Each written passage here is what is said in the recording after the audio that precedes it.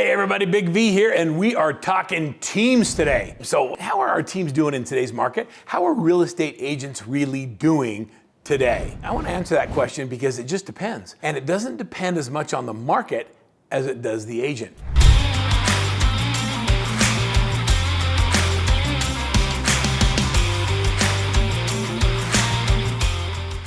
I recently read an article from a national company, and the national company gave a list of like the top 10 things that an agent should be doing if they want to survive in today's market. So I'm going to share with you that exact list. They called it the 10 survival skills for real estate agents. I just want you to think about this. The first one is expect long hours, work longer hours, spend more time away from your family. That's how you make more money. The second one was market. Well, okay, well, yes, you do need to do some marketing. The third one is to have some goals. I'm a big believer in goal setting, but I don't think that's the answer to solving your problem in a struggling market. The next one is you got to go to the office. Like, did they have to put that on the list? Like, if you don't go to work, you're not going to make any money, but it's on the list. The next one is have a backup plan. Now, for me, I don't think there should be a backup plan. There is no backup plan. If this doesn't work, we don't eat. Having a backup plan means you're not going to do the necessary things. You're not going to figure out what it takes to succeed because you have a backup plan. I think you burn the boats. I don't think you have a backup plan. I don't have a backup plan. It's got to work. So think about what it is you're going to do. I don't like the concept of I'm going to fall back on and get a real job. You know what job stands for? Just over broke. Is that where you want to go? I don't think so. The next one is to find a support system. That's one of my favorites. Okay, so like I'm not making any money. My real estate business is struggling. I think I need a support system. Let's get together with a bunch of other agents that are struggling and not making any money either, and let's help each other. If you have a support system that functions like that, put in the comment what your support system's like. I want you to be in a support system of high-performing agents that are finding success in their marketplace. Hang out with people that are killing it, not with people that are struggling, and find ways to be able to get inside of that room. The next is, it says to build a network. I think networking is a phenomenal way of making money in the business, and it's critical that you have a network, but what are you going to do with the network? It's not about the building of the network. It's about what do you say and how do you communicate and what are the daily activities you're doing within that network to create real opportunities. All right, the next one is to sign up and take some more classes.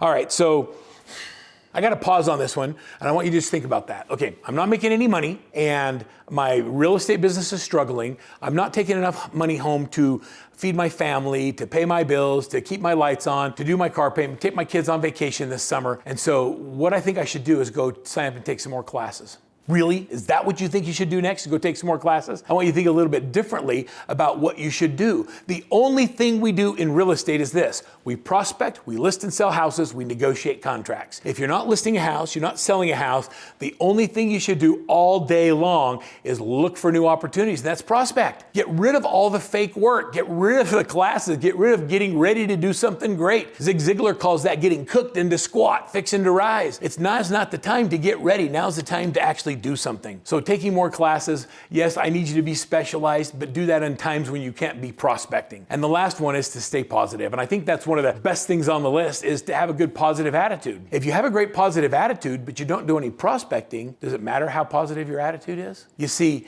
it's a great positive attitude focused on the right activities. So let's talk about what that means. How do I focus on the right activities? How do I genuinely, literally get up every single day and make a difference in somebody else's life? We developed a system or a program called SRO. SRO. What does that stand for? Serve regardless of opportunity. You see, the reason the agents don't like to prospect and they don't like to make phone calls and they don't like to reach out to their friends is because it feels icky to think that I'm trying to sell them something. Hey, look, I get calls like that. How many of you avoid making calls because you don't want to be that person that's always trying to sell your friends something? Put it in the chat below. Tell me if that feels icky to you too. So I'm going to give you permission right here today to stop doing that. I don't care if you sell any of your friends anything. I just want you to serve. And I want you to serve without any strings attached.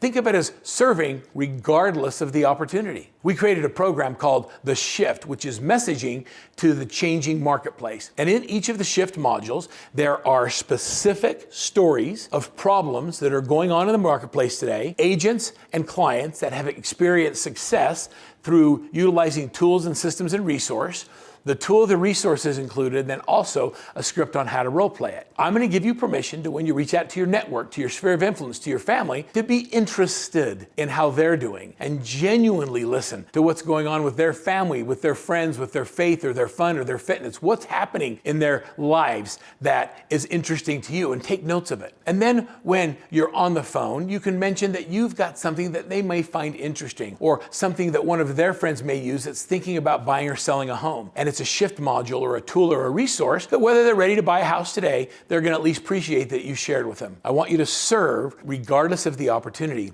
You see, what's going on in the market today is people feel stuck, feel like they can't move forward. They see the rising interest rates. They see that the rates have gone up, but there hasn't been a correction enough in the pricing of properties. And so they've been priced out of the home that they were looking at a year ago. And so a house that they were looking at a year ago at 4% or even 2.5% or 3%, today is 7%.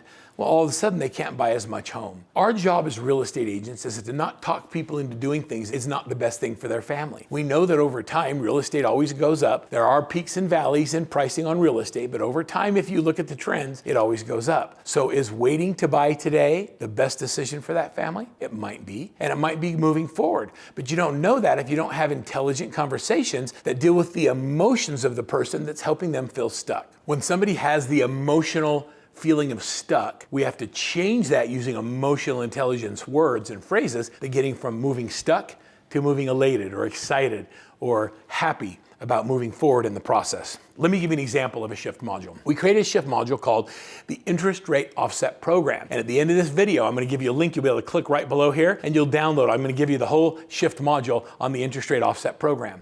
In the Interest Rate Offset Program, it simply is a calculator and a story that talks about how an agent was working with a buyer. The buyer felt stuck because interest rates went up and they couldn't qualify anymore for the house they wanted. They could qualify, but they didn't feel like they could make the difference in the payment. And so the agent used this calculator to figure out what the difference in the payment was over the next 5 to 7 years. You see, we know that over the next 5 to 7 years, there's a high likelihood that rates will drop, value of the property may go up, and we'll be able to refinance the property or we'll sell it. In that period of time, that 5 to 7 years, that's the amount of time that we have to offset the interest rate, not the full 30-year mortgage. So when you run the interest rate offset calculator, you put in the previous purchase price, what the interest rate was, what the principal and interest was, then you put in the current purchase price, the interest rate, and it gives you the principal and interest rate. It gives you the difference between the two and the offset difference. It might be $30,000. So my job as a realtor, and I want you to listen to the dialogue I use. We have a program called the Interest Rate Offset Program that's designed to help us offset as much of that interest rate difference as we can during the home buying process. I'm not promising or guaranteeing that I can offset all of it or even any of it, but it's my job to do as much as I possibly can. If we were to offset as much of that $30,000 as possible, would you be open to continuing to look at property? When the client hears it that way, they think, you know what, I think I would. And so they get off the sidelines and they start looking.